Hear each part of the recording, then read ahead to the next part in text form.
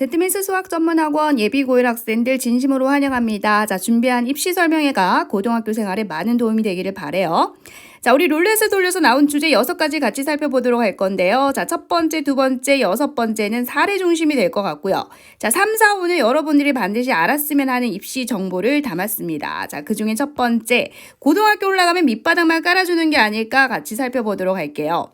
자, 선생님 중학생 때도 내가 좋은 점수를 받지 못했는데, 자, 인문계 고등학교를 가게 되면 나는 거기서 결국 밑밥만 깔아주는 역할을 하는 게 아닐까 걱정하는 친구들 많으시죠? 여러분, 걱정할 필요가 없습니다, 여러분. 그 이유가 뭐냐? 중학교 때까지 공부는 공부가 아니죠? 지금부터 하는 공부가 진짜 공부라는 겁니다. 자, 그럼에도 불구하고 많은 고등학생들이 고등학교 올라와서 점수가 형편없어요. 중학교 때 수학 평균이 몇 점이죠, 여러분? 반평균 또는 전체 평균이 60점대 정도 될 거예요. 자, 그런데 고등학교 수학 평균이 몇 점대인지 아십니까, 여러분? 3, 40점대라는 거예요. 자, 국어하고 영어가 평균이 7, 80점인 거에 비해서 수학은 평균이 3, 40점대라는 겁니다. 그런데 굉장히 많은 아이들이 고등학교 올라가기 전까지 수학 선행 굉장히 많이 하고 가죠? 자, 중학교 때 수학학원 안 다니는 학생 없죠? 다 수학학원 다녀요. 그런데 어떻게 해서 평균 30점이라는 점수가 나올까? 선생님, 그중에서 학원 안 다니는 학생이 있지 않겠습니까? 아니요. 인문계 고등학교를 가는 학생들은요, 다 사교육을 한다고 보시면 됩니다. 그럼에도 불구하고 왜 점수가 나오지 않을까? 그 첫 번째는 제 생각은 수학 과목에 대한 트라우마 때문에 그래요. 자, 뭐냐면요, 많은 아이들이 초등학교 또는 중학교 때 맞으면서 공부하는 아이들이 상당히 많더라는 거예요. 사실 제가 여기에서 굉장히 빡쳤었던 거거든요. 자, 이번 설명회 때 제가 아이들한테 손 한번 들어봐라 그랬어요. 중학교 때 혹시 맞으면서 공부하는 학생들이 있냐라고 손을 들어봐라 라고 했거든요. 손을 굉장히 많이 들더라고요. 거기서 제가 굉장히 빡친 겁니다. 그래서 제가 뭐라고 했는지 아세요? 맞짱 떴냐라고 했어요. 여러분, 맞으면서 공부하는 건 아니죠? 자, 그러면 그 선생님들은 왜 때리면서 공부를 했을까? 사춘기인 아이들 매로 다스려야지, 협박을 하고 뭐라 하고 혼을 내야지, 그래야지 공부한다라고 얘기를 하죠. 네, 그거는 순간이라는 겁니다. 결국 공부는요, 장거리 마라톤과 같은 거잖아요. 그런데 내가 때려가지고 혼을 내서 그렇게 공부하는 것은 일시적으로는 성적 올릴 수 있죠. 왜? 중등수학은 어떻게 보면요, 단순 반복 학습이잖아요. 그래서 좀 쫄아가지고 좀 무서워가지고 반복하다 보면은요, 점수가 나오는 게 중학교 수학이라는 거예요. 그런데 고등학교는 아니죠. 굉장히 광범위합니다, 여러분. 굉장히 생각을 굴려야 되고요, 깊이 있게 생각을 하셔야 되고요, 엉덩이를 꽉 붙이고 앉아 있어야 되고요, 그 과정이 즐거워야 합니다. 그런데 초등학교, 중학교 때 얻어맞으면서 욕 들어가면서 공부하는 학생들이 과연 수학이라는 과목을 보면서 즐거워할까요? 수학이라는 과목을 보면은 치가 떨리는 과목이 되는 거예요. 저는 그렇게 얘기를 해요. 언젠가는 이 아이들이 치고 올라갈 건데 그 기본 바탕은 좀 깔아놔야 되지 않습니까? 내가 치고 올라가고 싶어도 기본이 없으면 치고 올라가기가 되게 힘들거든요. 그래서 이 사춘기인 아이들은 뭡니까, 여러분? 공부를 빡세게 시키는 게 아니라 공부를 하는 방법을 알려줘야 되고, 학습을 하는 자세를 알려줘야 되고, 수학에 흥미를 잃지 않도록 케어를 해주셔야 된다는 거예요. 공부는 즐기면서 해야 되는 거예요. 자, 한 예를 들어드리겠습니다. 자, 제 제자가 있어요. 어떻게 보면 제가 제 첫 제자라고 할 수 있는데, 고등학교 2학년 때 친구 따라온 학생이에요. 그냥 친구가 공부 잘하니까 친구 따라온 학생이었어요. 그런데 이 친구가 나중에 하는 말이 그래요. 자기가 용호동일 때 안 다녀본 학원이 없다 그러더라고요. 그런데 다녔는데 다 쓰레기더라라는 겁니다. 왜 쓰레기인지까지는 안 물어봤어요. 제 생각에는 혼내거나 욕하거나 때리거나 그렇게 했겠죠. 그래서 자기는 아무 기대 없이 저희 제트미스에 왔다라는 거죠. 자, 그런데 웬일일까? 저희 학원은 혼내지 않습니다. 계속해서 질문하라고 합니다. 질문하는 아이를 이뻐합니다. 그랬더니 이 아이가 질문하는 거를 두려워하지 않고 너무너무 즐겁게 질문을 잘하는 거예요. 그 당시 분포고 학생이었는데요. 고등학교 2학년 학생이었는데 그 당시에 분포고 시험이요 몇 점대였냐면, 지금 분포고가 좀 쉬워졌죠? 그 당시에는 평균이요, 여러분 10점, 20점대였어요. 그래서 그 친구도 마찬가지, 그냥 찍어도 20점이니까 공부를 안 했던 친구거든요. 자, 이 친구의 첫 번째 꿈은 뭐였었냐면요, 대학 안 가고 그냥 공무원 하겠다 그랬어요. 공부 안 하고 자기는 대학 안 가도 된다라고 했어. 이미 이 친구는 이제 동기부여가 안 된 거죠. 꼭 대학을 가야 되겠다, 명문대를 가야 되겠다, 난 꿈을 좀 더 키워야 되겠다, 그런 전혀 목표의식이 없었던 친구죠. 자, 그런데 이 친구가요, 6개월 뒤에 굉장히 놀라운 역사가 일어납니다. 자, 질문을 잘하는 게 얼마나 중요한지 모르시죠, 여러분? 질문 잘하셔야 돼요. 그래서 이 친구는 6개월 뒤에 자, 그 학교에서요, 반에서 1등을 했고요. 몇 개월 뒤에 전교 1등 했어요. 그래서 그 어머니께서요, 정말 달려와서 저를 껴안아 주시는데 너무너무 제가 감동을 받았어요. 그래서 어머니께서 너무 감사하시다고. 자, 수능 때는 100점을 받았어요. 수능 끝난 이후에도 계속해서 친구를 소개시켜 주실 정도로 그 어머니께서 감동을 받으셨다라는 거죠. 두 번째 사례 설명해 드릴게요. 자, 두 번째는 이제 대형고 학생 사례거든요. 자, 이 친구는 대형고 이제 2학년 이과 학생이었어요. 다시 말하면 이제 고등학교 1학년에서 이제 고등학교 2학년으로 넘어가는 시점이었죠. 그러니까 겨울방학을 얘기하는 거야. 자, 그런데 이제 이 친구가요, 이제 고등학교 1학년 성적을 물어봤더니 모의고사는요, 계속해서 1등급을 받은 친구인 거예요. 머리가 상당히 좋죠? 자, 그런데 내신은 몇 등급이냐? 여러분 놀라지 마세요. 4에서 5등급을 받는다라는 거죠. 그래서 이 친구가요, 굉장히 표정이 어두웠어요. 왜냐? 결과적으로 학교에서는 뭐로 평가를 합니까? 내신으로 평가를 하거든요. 왜? 모의고사는 아이들이 열심히 안 치는 친구들도 많거든. 근데 내신은요, 아이들이 모두 다 열심히 치는, 그리고 열심히 준비하는 게 내신이잖아요. 그래서 이 친구는 정말 열심히 하는데 내신이 4등급, 5등급인 거야. 자, 풀었던 문제집 다 들고 오라 그랬어요. 문제집을 굉장히 많이 풀었더라고요. 정말 어마무시하게 풀었더라고요. 그 이유는요, 이 친구가 수학을 좋아하는 친구예요. 자, 좋아하는 친구이기 때문에 그렇게 많은 문제집을 풀 수 있었던 거죠. 자, 그런데 그 안에 문제점이 발견이 됐습니다. 뭐냐면요, 채점이 하나도 안 돼 있는 거예요. 자, 여러분 조심하셔야 돼요. 조심해야 되는 학원 중에 하나가 이겁니다. 그냥 문제만 많이 풀게 하는 학원 있죠. 자, 거기에 대한 첨삭이라든지 거기에 대한 집중적인 관리가 되는 것이 아니라 계속해서 문제만 많이 풀게 해서 빡세게 느껴지는 학원, 그렇게 만드는 학원들이 많아요. 다시 말하면 정말 극상위권인 아이들만 챙겨주고 나머지 아이들은 그냥 문제만 많이 풀게 하는, 그래서 아이들이 뭔가 빡세다라고 느껴지게 하는 그런 잘못된 학원이 많아요. 이 친구도 그런 데서 배운 거예요. 그래서 내가 정확하게 잘못된 것을 지적을 해줬습니다. 너 이렇게 문제만 풀어서는 안 된다. 채점도 해야 된다. 틀린 거를 알 때까지 다시 풀어야 된다라고 내가 얘기를 했어요. 그랬더니 그 친구 표정이 안 좋은 거예요.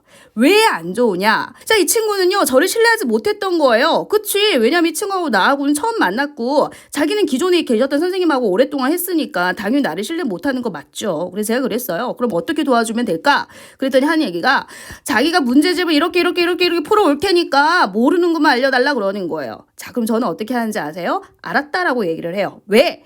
대부분의 아이들이 여러분, 자, 요런 친구들은요, 자기 고집이 굉장히 세죠. 자기 고집을 꺾어줘야 됩니다. 그래서 제가 이 친구가 원하는 대로 일단 2개월 동안 제가 해줬어요. 이 친구가 원체 공부가 많이 된 친구였기 때문에 2개월만 케어를 제대로 해도 성과가 나야 되는 친구거든요. 근데 이 친구는 그랬어요. 자기는 오답 싫고 지금까지 했던 방법으로 내가 모르는 것만 질문할 테니까 그것만 알려달라. 그래서요, 정말 세상의 모든 문제집을 다 가지고 와서 다 질문했던 것 같아요. 2개월 동안. 자, 정말 피를 뽑아 먹었죠? 자, 그런데 여러분, 점수 하나도 오르지 않았어요. 그래서 제가 그 친구를 불러놓고 그랬어요. 땡땡아, 너 인정하지? 네가 원하는 대로 다 해준 거 솔직히 인정하지? 인정한다 그러더라고요. 그래서 내가 뭐라고 했냐면, 그러면 땡땡아, 한 번만 날 좀 믿어봐. 너가 원하는 대로 내가 다 해줬잖아? 그러면 이제 다 내려놓고 내가 원하는 대로 한 번만 따라와 줄래? 라고 얘기를 했어요. 자, 그래서 그 친구가 그때부터 변하기 시작을 했습니다. 자, 그 친구의 꿈이 뭐였냐면요. 저 정말 소소했어요. 처음에 꿈이 뭐였냐면은 대형고에 정독반이 있거든요. 정독반에 뭐가 있냐면 만리장성이 있어. 여러분, 그 정독반의 만리장성이 뭔지 혹시 들으신 분 있으세요? 사물함이야, 사물함. 자, 대형고 정독반은요, 1등부터 순서대로 왔는데 이렇게 1등부터 순서대로. 그럼 여기 있는 학생들이요, 절대로 이 사물함을 넘지 못한다라고 해서 얘가 만리장성이 된 거래. 그래서 이 친구가요, 이 만리장성 한번 보는 게 꿈이라는 거예요. 자, 이 친구가 제 말을 듣고 제가 시키는 대로 공부를 했어요. 이 친구는 이미 아주 머리가 좋은 친구입니다. 문제 많이 풀어야 합니다. 자, 그런데 한 가지 추가를 했죠. 제가 정말 반복도 많이 시켰고 틀린 거에 오답도 굉장히 중요성을 많이 알려줬어요. 그래서 모르는 게 없도록 케어를 했더니 이 친구가 바로 1등 자리에 앉아서요, 기립박수를 받았다라고 하더라고요. 얼마나 기뻤는지 모릅니다, 여러분. 자, 그래서 여러분, 방법이 있어요. 자, 반드시 여러분들이 혹시라도 고등학교 올라가서 등급이 잘 나오지 않으면은 반드시 저한테 상담을 받으셔야 됩니다. 그 사례 하나 더 말씀드릴게요. 자, 그 세 번째 사례가 뭐냐면 분포고 2학년 친구였는데요. 자, 이 친구들은 이제 2명이 동시에 이제 친구끼리 등록을 했어요. 자, 둘 다 이제 분포고에서 이제 내신이 몇 점대였냐면 20점, 뭐 21점 이런 이제 수학 점수 100점 만점이에요. 100점 만점에서 20점, 21점 이렇게 받는 친구였는데 자, 이 친구는요, 둘 다 제가 수업을 하는 친구는 아니었어요. 그죠? 1명, 2명이 있었어. 둘이 친구야, 둘이 친구. 자, 근데 둘 다 저랑 수업은 하진 않지만은요, 저는 모든 아이들에 대해서 다 파악을 하고 있어요. 자, 이 친구는요, 집에 가기 전에 저한테 항상 한 번 더 들려. 그래가지고 선생님 제가 수업 시간에도 들었고 또 자습 시간에서 혼자 또 자습하면서 다시 풀어봤는데 이 부분이 도대체 이해가 안 간다. 이거 한 번만 설명해 주시면 안 돼요? 그럼 난 설명해줘요. 왜? 난 설명해주고 너무 좋아하니까. 근데 이 친구가요, 다음 날에도 똑같은 질문을 들고 그 다음 날에도 또 똑같은 질문을 가지고 오는 거야. 그러나 똑같은 문제를 질문을 하더라도 점점점 아이가 달라져요. 선생님, 처음에는 선생님 저 정말 바본 것 같아요. 어저께 선생님한테 설명 들었는데 또 모르겠어요. 그러더라고요. 자, 그 다음 날에 뭐냐면은 선생님 제가 여기까지 풀었는데 그 다음 어떻게 해야 되는지 잘 모르겠어요. 이러면서 질문의 수준이 조금씩 좋아지더라고요. 자, 그럼 다시 말하면 이 친구도 뭡니까? 모르는 문제에 대한 집요함이 있었던 거고요. 답지를 보지 않고 질문을 했다라는 거예요. 그래서 이 친구 여러분, 이 친구는요, 이 친구도 전교 1등 했어요, 여러분. 놀라지 마세요. 이 친구 그래서 제가 소문난 거잖아요. 동시에 제가 이런 역사를 한두 명 만든 게 아니거든요. 자, 그럼 이 친구는 뭐냐면 솔직하게 얘기할게요. 이 친구는 똑같이 등록을 했어요. 자, 그리고 이 친구는요, 정말 학원 문 닫을 때까지, 그 당시에 우리가 새벽 2시까지 공부시켰거든요. 자, 이 친구가 새벽 2시까지 이제 공부를 항상 하던 친구야. 자, 그런데 이 친구는 이제 둘이 같은 선생님한테 수업을 들었어요. 자, 근데 얘는 계속 나한테 질문을 하는데 얘는 질문 안 하는 거야. 그래서 내가 물었어요. 자, 땡땡이는 이 질문 하던데 너는 이 질문 안 하니? 라고 했더니 이 친구 하는 얘기가 뭐냐면은 선생님, 저는 수업 시간에 선생님 필기를 잘 받아 적었고 그리고 또 이해가 안 가면 답지를 보면서 열심히 공부를 하기 때문에 질문을 할 게 없어요 라고 하더라고요. 자, 그럼 내 스타일은 어떤 스타일이다? 일단 내버려 두는 스타일이에요. 그 아이가 자기의 잘못된 방법을 고칠 때까지 내버려 둡니다. 선생님 미리 알려주면 안 되나? 너무한 거 아니나? 그럴 수 있죠. 여러분, 아이들 스스로 그렇게 잘 고치지 않습니다, 여러분. 자, 똑같이 왔고요. 이 아이가 새벽 2시까지 공부했고 얘는 그냥 12시 되면 갔어요, 여러분. 일찍 갔어요, 이 친구는. 자, 그러니까 이 친구가 시험이 끝나고 얘는 막 반에서 1등, 전교 1등까지 올라가는데 얘는 점수가요, 여러분. 1도 안 오른 거야. 그 이 친구 얼마나 억울하겠어요. 그래서 이 친구 날 찾아온 거야. 원장님 상담 좀 하고 싶다. 얘기해.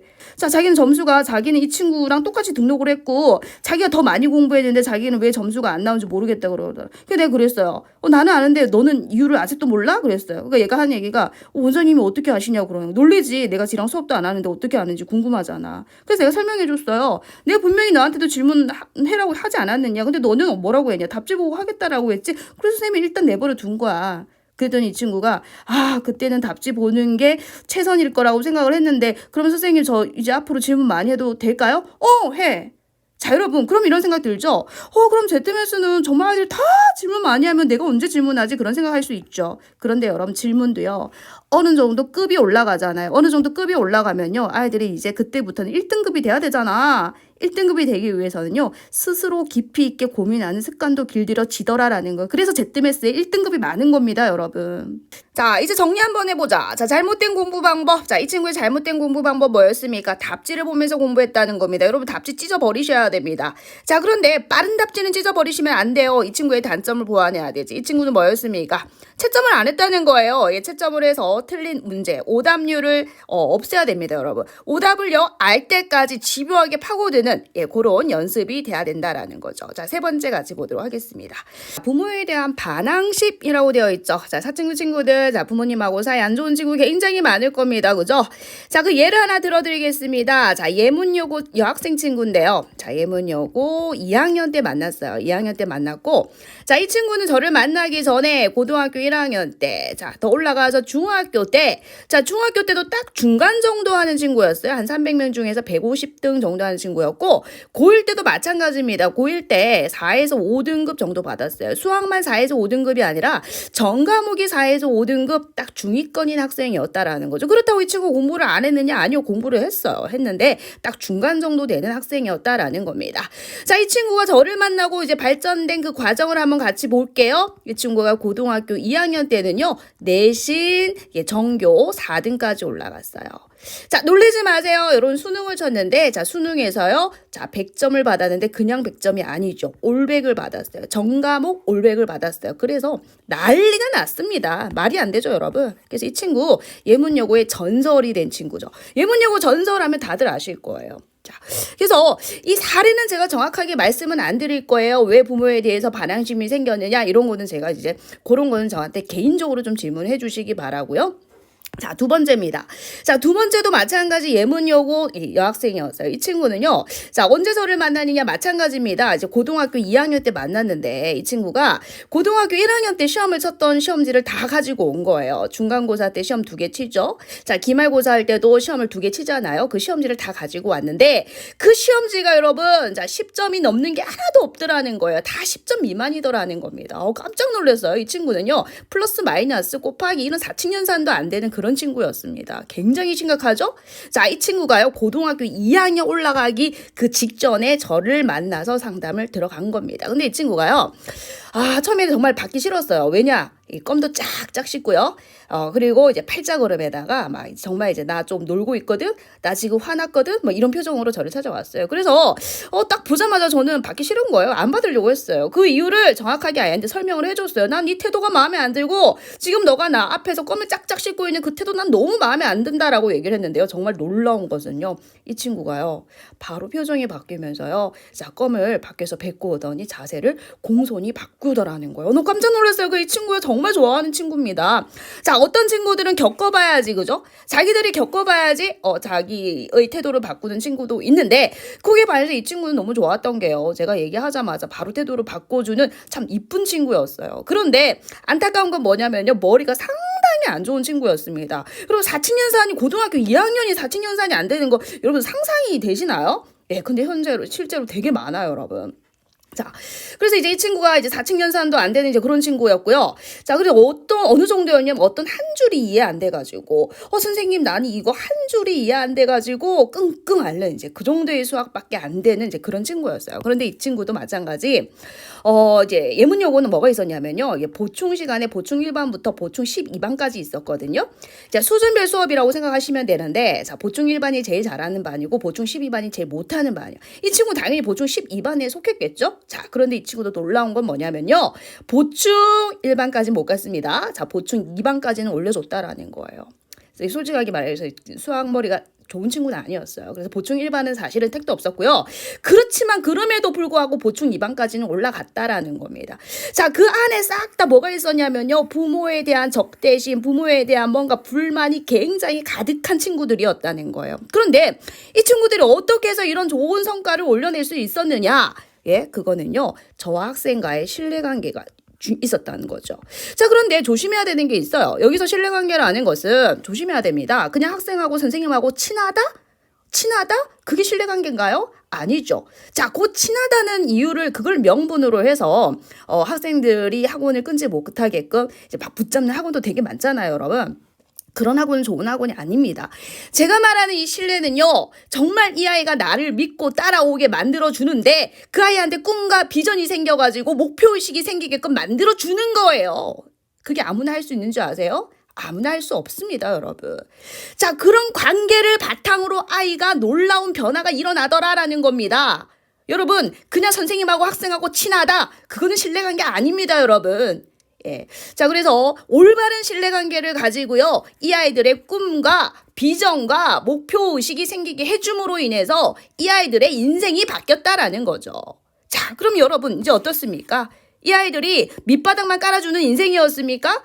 이 아이가 고등학교 2학년 때 10점 미만이 받고 얘 4등급, 5등급 딱 중간밖에 안 되는 친구들이었는데 이 아이들이 결과적으로 밑밥을 깔아주는 인생이었냐 이 소리입니다. 아니죠. 여러분 늦는 건 없습니다. 내가 중학교 때 성적이 조금 좋지 않았다. 여러분 중학교 때 공부는 공부가 아니에요. 지금부터 열심히 하면 되는 겁니다. 자, 그래서 내가 혹여라도 고등학교 1학년 때 선생님 저 성적이 안 나올 수 있어요. 고등학교 1학년 때까지 왜 안 나올 수 있느냐. 고1까지는요 여러분 대부분의 아이들이 다 공부를 하고 올라가요. 여러분 미친 듯이 수상 수학까지는요 완벽하게 하고 가잖아요. 그런데 결과적으로 변화가 생기는 게 언제냐. 사실은 고등학교 2학년 때부터 변화가 확실하게 생기죠. 자, 그래서 여러분 혹시라도 고등학교 1학년 때 성적이 좀 나오지 않더라도 절대로 포기하지 마세요. 자, 중학교 때 성적이 좋지 않았다고 해서 내가 남 밑밥 깔아주는 역할을 하게 되지 않을까 두려워하지 말라 이 소리입니다. 예, 자신감을 가지고 긍정적인 생각을 가지고 우리 ZMS와 함께 하신다면 여러분들의 내신 성적, 수능 성적까지 모두 책임져 드리겠습니다.